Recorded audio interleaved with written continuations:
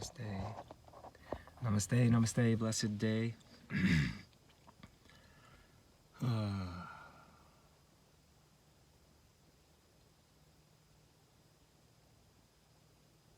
May I feel every day as a blessed day, with countless gifts.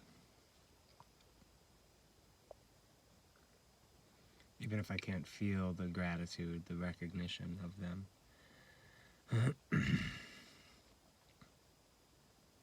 In a particular moment that might have its challenges, may I and may we all remember what a blessing every day is. What an opportunity we have. I've been thinking lately about the power, the immensity of the power of human consciousness. You know, just how epic we are. You know, I feel like that's an important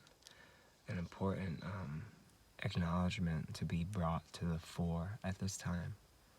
So, yo, being human is fucking powerful. You know, that recognition I think is important. Instead of like a lot of the narrative like we hear is that, oh, we're cancer on the earth, or all the other life forms would be better without us, and all this stuff. And I can't say that that's not true, the last statement. But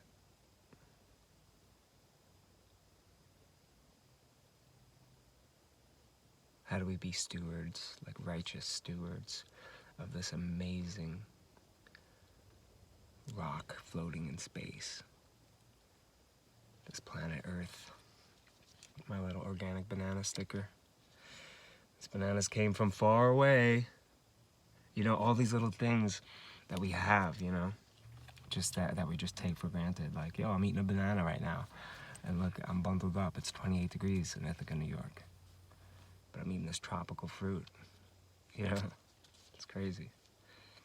And just the acknowledgement of that, the miracle of that, the integrity of that. Like, oh, maybe bananas are a special treat that I won't necessarily eat all the time. Like, it doesn't, there's so many ways that we could just be aware of our stewardship of this planet. And I think a part of it is stewarding the esteem of our species.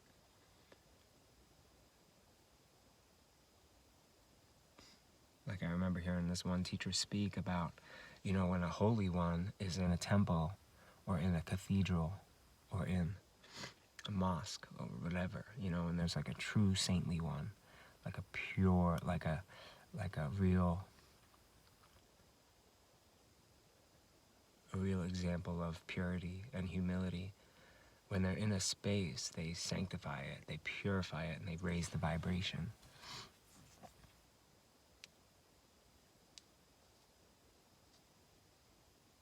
And that's beautiful, to think of the power that we have, that I have as an individual, by refining my consciousness and my intention.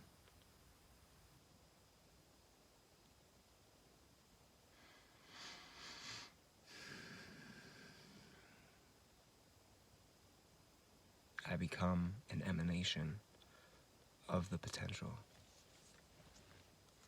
The conscious recognition of the oneness. You know, a fox in the forest is one with nature, you know, but it doesn't have, as far as we could tell, it doesn't have the cognizance of that. And I think that self-awareness, while it can bring up so many trials, as we know, looking at the history of humanity, it could bring up so much misidentification and misuse of power. And self-hatred, feeling separate from the oneness. But if we can acknowledge the truth of the oneness of all life, of all things, and be aware that we have that awareness. I don't think I'm doing a good job talking about it, but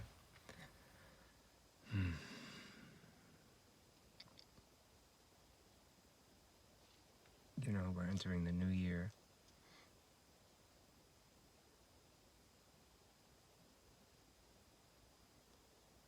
And it's a year of empowerment.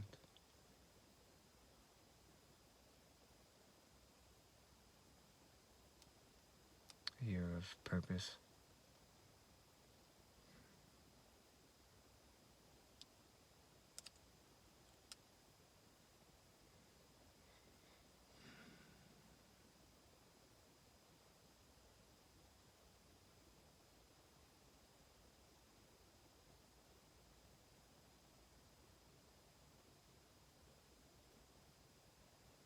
Just keep thinking of love thy neighbor as thyself. And just how, like, remembering that. Doing our best to live in that. In that statement manifest. Is each and every one of us creating heaven on earth.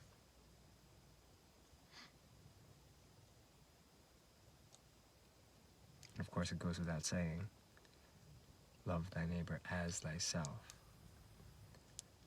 So, loving thyself has to be first.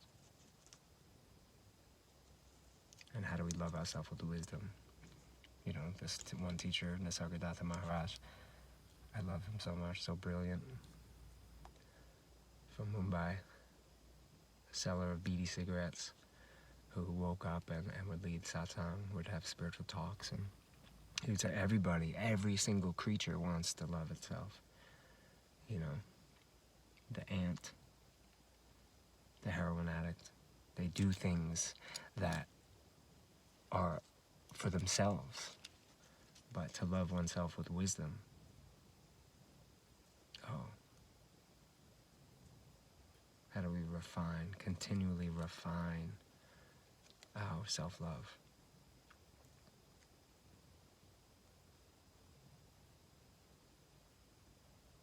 And share it with the whole neighborhood.